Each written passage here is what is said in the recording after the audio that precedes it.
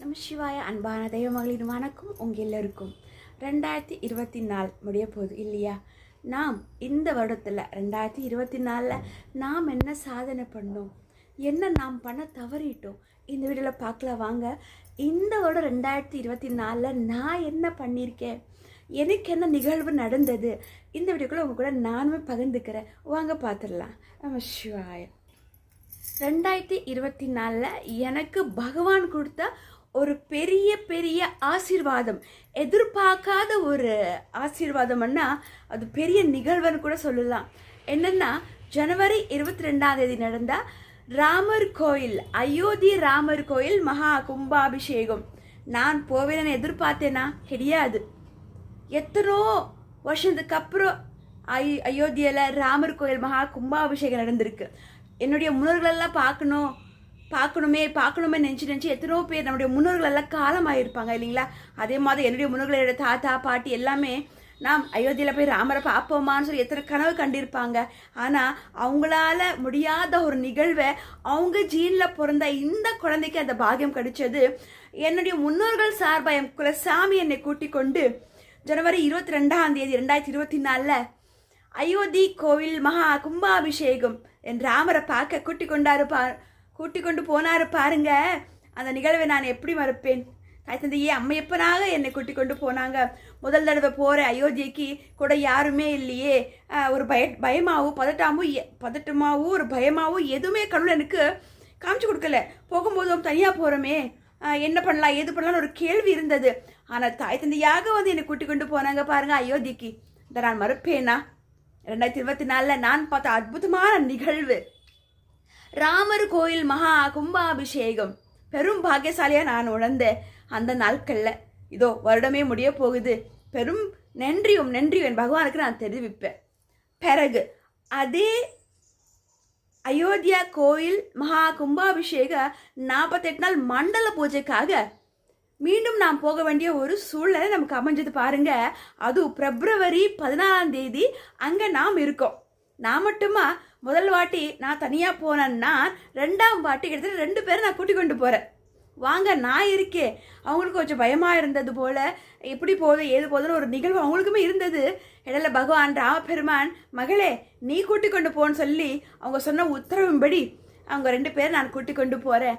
இதை நான் ஒரு பெரும் பாக்கியமாக நினச்சேன். அது மட்டுமா, எதிர்பார்க்காத ஒரு நிகழ்வாக பிப்ரவரி 14 அயோத்தியில் மீண்டும் 48 நாள் மண்டல பூஜையில் நான் வந்து ராமரை பார்க்குறேன். பிறகு அங்கேருந்து நான் கிளம்ப போகிறோம் காஷி. என்ன ஒரு பாக்கியசாலியாக நான் நினச்சேன். பெரும் பாக்கியமாக இருந்தது.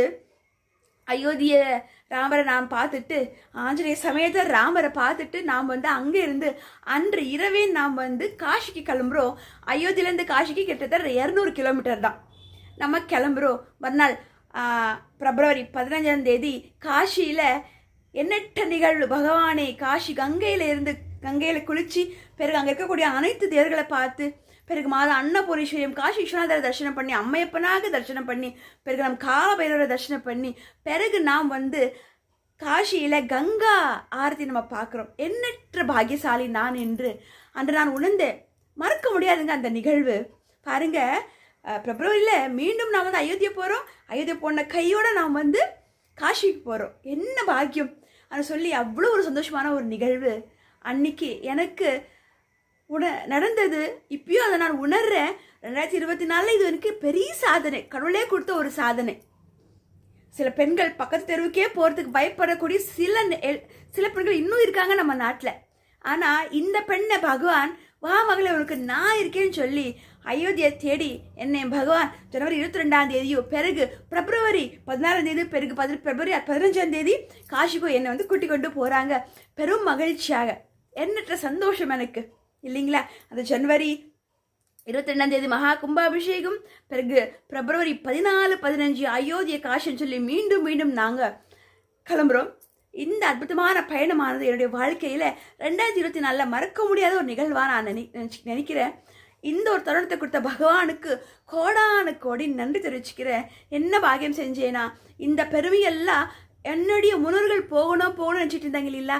அவங்களால போக முடியல. இந்த பெருமையெல்லாம் நான் அவங்களுக்கு தான் சமர்ப்பணிக்கிறேன், என்னுடைய முன்னோர்களுக்கு முதல். பிறகு நமக்குள்ள சாமிக்கு, பிறகு உங்கள் எல்லாருக்கும் இந்த அன்பு மகள் போயிட்டு வந்த அந்த ஆசீர்வாதம் உங்கள் எல்லாருக்கும் கிடைக்கட்டும். பிறகு அயோத்தியா காஷி போயிட்டு வந்தால் கிட்டத்தட்ட ஒரு 4-5 மாதத்துக்குள்ள ஒரு நிகழ்வு நடந்தது பாருங்க, மறக்க முடியாத நிகழ்வு. இதுவும் 2024 தான், கிட்டத்தட்ட ஏப்ரல் மார்ச்சில் எனக்கு நான் கருமலை சித்தர் ஆசிரமத்துக்கு ஒரு ப்ரோக்ராமுக்காக போயிட்டு வரும்போது நேஷனல் ஹைவேல, கோயம்புத்தூர் பக்கம் அவினாஷியில் நேஷனல் ஹைவேல எனக்கு ஒரு விபத்து நடக்குது. மறக்க முடியாத ஒரு விபத்து. என்ன நடந்தது, ஏது நடந்தது ஒன்றுமே தெரியல. இப்படி அன்றதுக்குள்ள நடந்துச்சு. எதிர்த்து பார்த்தா ஹாஸ்பிட்டலில் இருக்கிறோம். என்ன நடந்தது ஒன்றுமே தெரியல. ஆம்புலன்ஸை தூக்கிட்டு போயிருக்காங்க. இந்த நிகழ்வு நடந்திருக்கு. ஆனால் மறுநாள் காலையில் ஆக்சிடென்ட் ஆன என்ன, என் அம்மை, நான் எத்தனை இடத்துல அம்பாள் வேடம் விட்டுருக்கிறேன், அந்த தாயை சக்தி ஸ்வரூபிணியாக வந்து என்ன, நானே ஆக்சிடென்ட் ஆன பிள்ளையே அந்த எப்படி சொல்றீங்க, தைலெல்லாம் போட்டிருக்காங்க, அந்த வலியோடவே கண்ணெல்லாம் வீங்கிருக்கு. அந்த வலியோடவே நான் வண்டி ஓட்டிட்டு கொண்டு வரேன் எங்கள் வீட்டுக்கு. அவங்க இன்னும் அட்மிட் ஆக சொல்கிறாங்க ஜிஹெச்சில். இல்லை, என்னை நைட்டே ஆம்புலன்ஸை கொண்டு போய் சேர்த்திட்டாங்க. ஜிஹெச்சில் சொல்கிறாங்க, இல்லை நீங்கள் வந்து இன்னும் ஒரு வாரம் பார்த்தா இருக்க வேண்டியதாக இருக்கும் நீட்டு. ஆனால் இல்லை, நான் சொல்கிறேன் எனக்கு இப்பயே கிளம்பி ஆகணும், எனக்கு இங்கே இருக்க இஷ்டம் இல்லை, நான் என் இல்லத்துக்கு போகணும் அப்படின்னு சொல்லி நானே அங்கே ரெக்கார்டெல்லாம் க்ளோஸ் பண்ணி வண்டி எடுத்துகிட்டு ஸ்பீடாக நான் என்னோடய இல்லத்துக்கு அந்த காயத்தோடவே நான் வரேன். என்னை கூட்டு கொண்டு வராங்க. என்ன அந்த இடத்துல என்னை காப்பாற்றது என்னோட சக்தி சொரூபிணியாத என் தாயார். எத்தனை இடத்துல நான் அம்பாள் வேடம் விட்டுருக்கிறேன். அந்த தாயே என்னை காப்பாற்றி கூட்டு கொண்டு வந்தாங்க. பிறகு நம்ம ஆலயத்துல எல்லாம் போய் கேட்குறோம், தாயே இதுக்கு உனக்கு வந்த கர்ம வினைகளா, இல்லை உன் கூட பயணம் பண்ண அந்த மனிதரோட கர்ம வினைகளா தெரியல, ஆனால் அநேகமாக கூட வந்த அவங்களுடைய கர்ம வினைகளும் உன்னை தாக்கியிருக்கலாம் அப்படின்னு சொன்னாங்க. நான் சரி எதுவான என்ன நடந்து போச்சு, பரவாயில்ல, என்னுடைய காலம் இப்படி ஒரு விபத்து நடக்கணும்னு இருந்துச்சு, நடந்துடுச்சு. என்னுடைய கர்ம வினைகளா, இல்லை என் கூட வந்தவங்களுடைய அவங்களுக்கு வர வேண்டிய ஆபத்து இந்த குழந்தைக்கு வந்துடுச்சா தெரியாது இல்லைங்களா. கோயில் அப்படின்னு சொன்னாங்க. பட் இருந்தாலும் அதெல்லாம் நாம் ஏற்றுக்கிட்டு பரவாயில்ல, நடந்து போச்சு. என் கூட வந்தவருக்கு எந்த குறையும் இல்லை, அவர் நல்லா இருக்காங்க, அது போதுமானது. அவங்களுடைய காயம் நமக்கு வந்திருந்தாலும் பரவாயில்ல. என்னுடைய அம்மை தந்தையப்பன் என்னுடைய அம்மையப்பன் அர்த்தநாரீஸ்வர் என்னை காப்பாற்றி என்னுடைய இல்லத்துக்கு கூட்டு வந்துட்டாங்க. பெரும் பாக்கியசாலியாக நான் நினச்சேன். உயிர் பழிச்சு வந்த வருஷமும் இந்த வருடம் தான், 2024 கிட்டத்தட்ட மார்ச் ஏப்ரலில் தான் இந்த நிகழ்வு நடந்தது. எனக்கு இந்த நிகழ்வு நடந்ததுக்கப்புறம் ஒரு 3-4 மாதம் என்ன நடந்தது, ஏது நடந்தது, ஏன் இப்படி நடந்துச்சு. நான் கருமலை சித்தர் ஆசிரமத்துக்கு ஒரு ஆங்கரிங்காக நான் போயிட்டு வரேன். நான் வந்த இடத்துல ஏன் இப்படி நடந்தது, என்ன ஒரு ஆக்சிடென்ட் நடந்துச்சு, சித்தராசிரமத்துக்கு போனால் கர்மவினைகளை தீர்ப்பாங்கன்னு நான் கேள்விப்பட்டிருக்கிறேன். ஒருவேளை அது இதுவாக இருக்குமா, ஒன்றுமே புரியலைங்க. ஒரு கிட்டத்தட்ட ஒரு 48 நாள் 50 நாட்கள் நான் வந்து அந்த வலி எல்லாம் காயமெல்லாம் ஆறத்துக்கும் வலிகள் போகிறதுக்கும் எனக்கு கிட்டத்தட்ட ஒரு 2 மாதம் ஆகிப்போச்சு. அந்த 2 மாதமும் எனக்கு இருந்த ஒரே ஒரு கேள்வி, என்ன நடந்தது, ஏது நடந்தது, எனக்கு ஒன்றுமே தெரியல. சரி, இதுவும் கடந்து போக நான் பகவான்கிட்டலாம் கேட்பேன், பகவானே நான் என்ன பண்ணேன், எனக்கே இப்படி ஒரு தண்டனை நீங்கள் கொடுத்தீங்க, என்ன நடந்தது, என்ன நடந்தது. அன்னைக்கு நான் கருமலை சித்தர் ஆசிரமம் போயிட்டு வந்துட்டு இருந்தோம். வரவழியில் இந்த விபத்து நடந்திருக்குது. கோயிலில் கேட்டால் உன் கூட வந்த நபருக்காக அவங்களுக்கு வரக்கூடிய கர்ம வினைகள் உன்னை தாக்குதுன்னு சொல்கிறாங்க.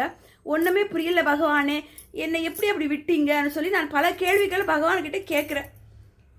விபத்துல இருந்து ஒரு 2-3 மாதம் கழித்து எனக்கு ஒரு வீடியோ மீண்டும் என்னுடைய வாட்ஸ்அப்லேயோ இல்லை ஒரு ஃபேஸ்புக் முகநூல்லையோ இல்லை வந்து இன்ஸ்டாகிராம்லேயோ ஒரு விஷயம் எனக்கு திருப்பி வருது. அதுதான் ஏன் இப்படி வருதுன்னு சொல்லி என் மனம் பேசுது. ஒன்றும் புரியலை. ஹாலுக்கு வர சாமியை கூப்பிட்றேன், சாமி கும்பிட்றேன், மீண்டும் அந்த வீடியோ எனக்கு திருப்பி வருது. இந்த ஒரு 2-3 மாதம் கழிச்சு இந்த விபத்துல இருந்து அந்த 3 மாதத்துக்குள்ளவே ஒரு 3 மாதம் கிட்டத்தட்ட இருக்கும்னு வச்சுக்கோங்களேன். அந்த நாட்கள் கழிச்சு இன்னைக்கு இந்த வீடியோ ஒரு தெய்வத்துக்கு சம்மந்தப்பட்ட ஒரு வீடியோ மீண்டும் என்னுடைய வாட்ஸ்அப்பில் ஃபேஸ்புக் ஐடியிலெல்லாம் மீண்டும் வருது. என்னன்னா எதுக்காக இப்படி வருதுன்னு சொல்லிட்டு எனக்கு புரியலை. அப்போதான் எனக்கு ஒரு விஷயத்த பகவான் சொல்ல வராங்க நான் தெரிஞ்சுக்கிட்டேன். என்னன்னா நான் பார்த்த வீடியோ என்ன தெரியுமா, ஹிமயமலை கேதார்நாத் பகவான். அந்த வீடியோவில் நான் மீண்டும் எனக்கு அது காமிக்கிறாங்க. பகவான் என்ன சொல்ல வராங்கன்னு பார்த்தா, என்னுடைய பயணம் ஆன்மீக பயணமாக, மகளே நீ வந்து என்னுடைய ஆலயத்துக்கு வா, உனக்கு வந்த விபத்து இதுக்காகத்தான், ஏனென்றால் ஒரு கெடுதல் நடந்தாதான் ஒரு பெரிய விஷயம் நடக்கும் அன்னு சொல்லி ஒரு சொன்ன மாதிரி இருந்தது. அப்படியா, என்னை வந்து பகவான் ஏன் கேதார்நாத்துக்கு வர சொல்றாங்க, அந்த அறிகுறிகள் எனக்கு தெரிவிக்கிறாரு. எனக்கு அது என்னன்னா, பகவானை உண்மையா நேசித்ததா தெரியும், பகவான் எந்த இடத்துல நமக்கு அறிகுறிகள் கொடுப்பாங்கன்னுட்டு. உண்மையா தியானம் பண்ணணும், உண்மையா பக்தி பண்ணா, 4 பேருக்கு தர்மத்தை கடைப்பிடிச்சா பகவானே நமக்கு ஏதோ ஒன்று சொல்ல மாதிரி இருக்கும். அதை நான் உணர்ந்திருக்கேன். இதுதான் அந்த நாட்களில் நான் உணர்ந்தேன். கிட்டத்தட்ட நான் என்ன ஓகே, இந்த மாதிரி கேதார்நாத்துக்கு போகணும்னு சொல்கிறாங்களே, அது எப்படி போகிறது? அது வந்து இமயமலையில் இருக்குது கேதார்நாத். 12 ஜோதிர்லிங்கத்தை ஒரு ஜோதிர்லிங்கம். சரி அன்னிட்டு நானும் பல பேர் விசாரித்தேன். இது இமயமலையில் ரொம்ப கடினமான ஒரு பயணம், தனிப்பயனாலாம் போகவே முடியாது. நானும் பல பேரெல்லாம் கூப்பிட்றேன், நீங்கள் வாங்க. எல்லாருமே சொல்கிறாங்க எனக்கு ரொம்ப பிஸி, நான் அப்படி ஏதோ சொல்கிறாங்க. சரி எதுவாகின பரவாயில்ல, பகவானை நான் தியானத்தில் உட்காந்து கேட்குறேன், பகவானே நான் என்ன பண்ணுறேன், நீ வந்து என்னை கூப்பிடுற இமயமலைக்கு, அதுக்காக தான் இந்த விபத்து நடந்துச்சோ? ஒரு கெடுதல் நடந்தால் தான் ஒரு பெரிய நல்ல விஷயம் நடக்கும்னு நம்ம கேள்விப்பட்டிருக்கிறோம் இல்லைங்களா? அது என் வாழ்வில் நடந்தது. மார்ச் ஏப்ரல் இந்த நிகழ்வுகளில், இந்த மார்ச் ஏப்ரல் இந்த 3 மாதத்தில் எனக்கு வந்து ஆக்சிடென்ட் ஆன நாட்கள். அப்பயே எனக்கு தெரிவிக்கிறாங்க, பகவான் ஒரு விஷயம் கெடுதல் நடந்தால் ஒன்று நல்லது நடக்கும்ன்றதுக்காக தான் இந்த விஷயம். மகளே, நீ வந்து இமயமலை யாத்திரை வா, உன்னை நான் கூட்டி கொண்டு போகிறேன்னு சொல்லி என் ஞானத்தில் உட்காந்துருக்கும் போது எனக்கு சில அறிகுறிகள் வருது. இது வந்து நான் என்ன சொல்கிறது, சரி நாம் அதுக்குண்டான முயற்சி நாம் பண்ணலான்னு சொல்லிட்டு டிக்கெட்டுக்கு ட்ரை பண்ணுறோம், அப்படி பண்ணுறோம், இப்படி பண்ணுறோம், ஏதோ பண்ணுறேன். கிட்டத்தட்ட அதுக்கு நம்ம வந்து இமயமலைக்கு போகிறதுக்கு என்ன சார்ஜ் ஆகும், என்ன செலவு ஆகும்னு சொல்லிட்டு நான் பல பேர்கிட்ட விசாரிக்கிறேன். பிறகு டூரிஸ்ட் அவங்ககிட்டலாம் விசாரிக்கிறேன். அவங்களாம் சொல்கிற ஒரே ஒரு வார்த்தை, 40,000 50,000 60,000 வெள்ளி ஆகுமா, ஏன் 1,00,000 வரைக்கும் கூட ஆகும்னு சொல்லி ஏகப்பட்ட ஆப்ஷன்ஸ் கொடுக்குறாங்க. எனக்கு ஒன்றுமே புரியல, இவ்வளோ பைசா நம்மக்கிட்ட இருக்குமா? நான் தெய்வத்தொண்டு பண்ணக்கூடிய ஒரு பெண்மணி, என்கிட்ட எப்படி இருக்கும் அன்னு சொல்லி நான் வந்து யோசிக்கிறேன். சரி இருந்தாலும் எனக்கு மீண்டும் அந்த வீடியோ எனக்கு வந்து இமயமலையோடைய 12 ஜோதிர்லிங்கத்தில் ஒரு ஜோதிர்லிங்கமாக இருக்கக்கூடிய நப்பரிசோடைய அந்த படங்கள் எனக்கு மீண்டும் என் கண்முனையில் வந்து நிற்கிது. அப்போ தான் நான் நினச்சேன், சரி அப்பா என்னை கூப்பிடுறாங்க, இதுக்குண்டான முயற்சி நாம் பண்ணலான்னும் போது எனக்கு கை கொடுத்தது என்னுடைய அம்மாவுடைய ஒரு சின்ன கல் தொட்டி போடக்கூடிய ஒரு சின்ன செயின். அந்த செயின் எனக்கு ஞாபகம் வந்துச்சு. அம்மா, நம்ம வாழ்கிற காலத்தில் நம்ம சேர்த்து வச்சு என்ன பண்ண போகிறோம்? ஒரு நாள் நம்ம எல்லாம் சத்து போகிறோம். நாம் இந்த செயினை நாம் கடையில் கொடுத்து அதுலேருந்து பைசா வாங்கி நாம் என்னுடைய பயணமானது இமயமலை யாத்திரை நான் போயிட்டு வர தாயன்னு சொல்லி அம்மா கிட்ட அனுமதி வாங்கி, என் அம்மா என் சுவாமி கிட்ட தான் இருக்காங்க, என் தாயார்கிட்ட அனுமதி வாங்கி அந்த செயினை கொண்டு போய் கடையில் கொடுத்துட்டு கிட்டத்தட்ட 40,000 ரூபாய்க்கு நாம் வந்து அதை ரெடி பண்ணி நாம் ட்ரெயின் டிக்கெட் புக் பண்ணுறோம். அது எப்படி போகுது, என்னென்ன போகுது சொல்லி ஒரு ஆப்ஷன்ஸ் எல்லாம் கலெக்ட் பண்ணுறோம். மீண்டும் நாம் வந்து கரெக்டாக அதெல்லாம் என் தயார் பண்ணி பணமெல்லாம் ரெடி பண்ணி அங்கே நாம் வந்து புக் பண்ணி எல்லாம் பண்ணுறதுக்கு எனக்கு கிட்டத்தட்ட ஒரு 3 மாதம் ஆகிப்போச்சு. அந்த 3 மாதம் தான் அக்டோபர் மாதம் என்னுடைய பிறந்தநாள் முடிஞ்சு அன்றைய மறுநாள் இரவே ஆயுத பூஜை அன்னைக்கு நாம் இமயமலை கிளம்புறோம். 12 ஜோதிர்லிங்கத்தை ஒரு ஜோதிர்லிங்கமாக எனக்கு பகவான் காட்சி கொடுத்த அந்த நிகழ்வு இருக்கே, மறக்க முடியுமா? இமயமலையில் அந்த யாத்திரை தனி பெண்ணா போயிட்டு வந்திருக்கிறேன். இதுவே எனக்கு பெரும் சாதனை. 2024 இமயமலையில் என்னென்ன கோயில், கேதார்நாத், பத்ரிநாத், ஹரித்வார், ருஷிகேஷ், பிறகு எத்தனை கோயில் பத்ரிநாத்னு சொல்ல வார்த்தை இல்லைங்க. என்னால் காணாத கண்ணீர் தான் வருது. இமயமலையில் இருக்கக்கூடிய எண்ணற்ற கோயில்களில் பிரசித்த பெற்ற கோயில் தாங்க இந்த கேதார்நாத், பத்ரிநாத், துங்குநாத், ஹரித்வார், ருஷிகேஷ். சொல்லப்பா வார்த்தை உண்டா? பிறகு ஹையஸ்ட் ஹில்ஸ் ஆஃப் த நம்ம வேர்ல்டுலேயே ஹையஸ்ட் ஹில்ஸ் துங்குநாத்துங்க. எப்படியாப்பட்ட மலைங்க! கேதார்நாத்துக்கே நம்மளால் போகிறதுக்கு பெரும் கடுமை, பெரும் எப்படி சொல்கிறேன்னு தெரியல, வார்த்தை சொல்ல தெரியல, பெரும் கடுமைங்க. அதுக்கும் மேலாக கடினம் என்றால் நம்முடைய துங்குநாத் பயணம். பஞ்ச் கேதார்ல ஒரு கேதாராய் ஜோதிர்லிங்கமாகி அங்க வந்து இருக்காங்க.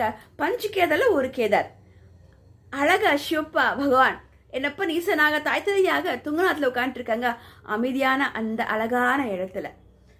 என்னுடைய பயணமானது 2024 ஆயுத பூஜை அன்னைக்கு 11ஆம் தேதி, அக்டோபர் மாதம் 11ஆம் தேதி நாம் வந்து இமயமலையை நோக்கி என்னுடைய பயணமானது. ஆயுத பூஜை அன்னைக்கு இரவு நாம் வந்து டெல்லி ட்ரெயின் பிடிச்சி போகிறோம். தனி பெண்ணாக போகிறேன். பகவானே என் கூட வாங்க, என் குலசாமியே, அன்னை சரஸ்வதி மாதாவேன்னு சொல்லி ஆயுத பூஜை முடிச்சு நான் வந்து அன்னைக்கு கிளம்புறேன். கிளம்பி ஒரு பாதையிலையும் ஒரு இடத்துலையும் எனக்கு பகவான் என் கூடவே இருந்தாருங்க. அதை நான் உணர்றேன் இல்லைங்களா? எப்பவுமே எப்படி சொல்கிறேன், அந்த வார்த்தைகளை உணர்ந்தவங்களுக்கு தான் தெரியும் அந்த என்னென்ன நிகழ்வுகளை நான் சந்தித்தேன், எத்தனை இடத்துல நான் வந்து பகவான் எனக்கு கை கொடுத்தாருன்னு சொல்லிட்டு. அந்த என்னுடைய இமயமலை யாத்திரையானது பெரும் மகிழ்ச்சியான பெரும் வெற்றியாக மாபெரும் வெற்றியாக நான் வந்து மீண்டும் தீபாவளிக்கு ரிட்டர்ன் வர இமயமலை யாத்திரை முடிஞ்சு என்னோடய வீடியோஸ் எல்லாம் என்னோட யூடியூப் சேனல் நீங்கள் பார்த்துருப்பீங்க. லைவாக ஸ்டார்டிங்லேருந்து எண்டிங் வரல என்னென்ன நடந்தது எப்படிலாம் போகிறேன்னு சொல்லி நான் நிச்சயமாக லைவ் வீடியோவாக லைவ்னா எடிட்டிங்கே இல்லாமல் அங்கே என்னென்ன நடந்தது, நான் என்னென்ன சந்தித்தேன், எந்த இடத்துல நான் சிரித்தேன், எந்த இடத்துல நான் அழுந்தேன்னு சொல்லி எல்லாமே அந்த வீடியோ நான் கொடுத்துருப்பேன். இது 2024 பெரும் சாதனை. ஜனவரி 22 அயோத்தியா, மீண்டும் பிப்ரவரி 14 அயோத்தியா, 15 காஷி, மீண்டும் கிட்டத்தட்ட மார்ச் ஏப்ரலில் எனக்கு ஒரு விபத்து நடக்குது. கருமலை சித்தர் ஆசிரமத்துக்கு போயிட்டு வரும்போது ஒரு விபத்து. பிறகு விபத்து நடந்த கரெக்டாக 3 மாசத்துல என்னன்னா இப்படி எனக்கு ஒரு விபத்து நடந்துச்சு, எதுக்கு நடந்தது ஏது நடந்ததே தெரியல.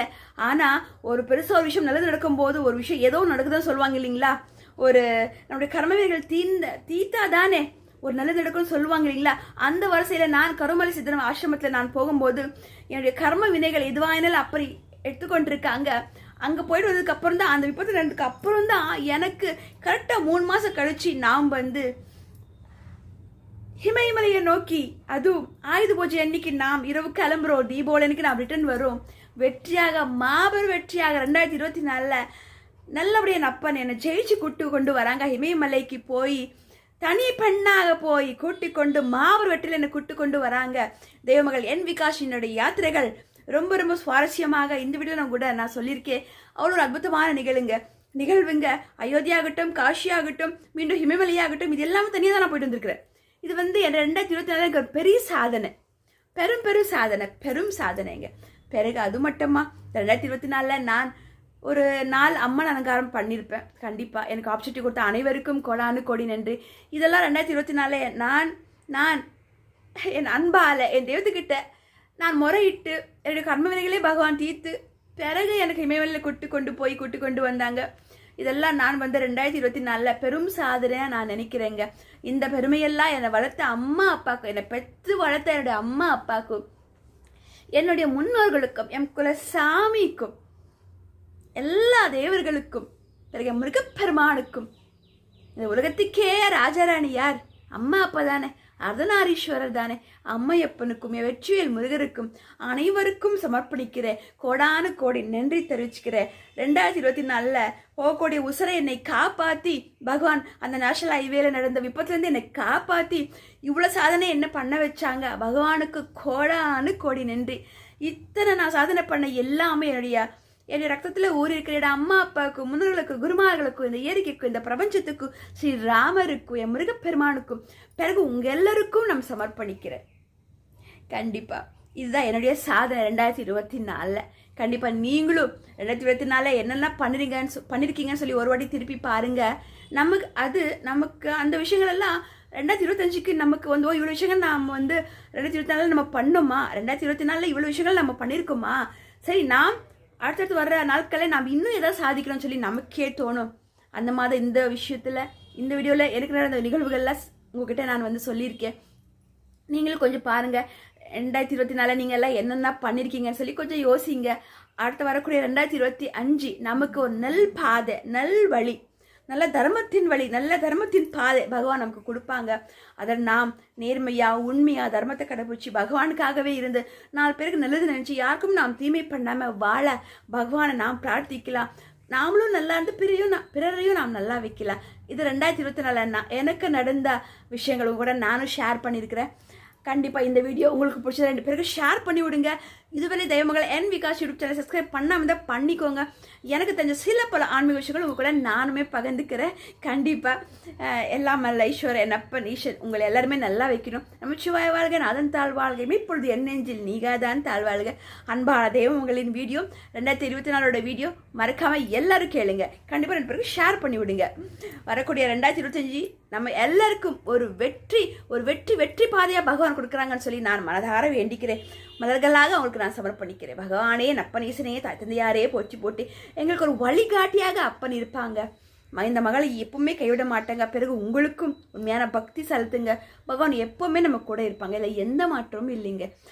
ஹர மகாதேவ சம்போ சங்கர. சந்திப்போம் 2025 5ல் கண்டிப்பாக. ஓம் நம சிவாய. ஹர மகாதேவா. வெற்றி வீரமுருகா. வெற்றும் நீதான வீரமுனிதான மிருக பெருமானே போச்சு போச்சு. நன்றி நன்றி.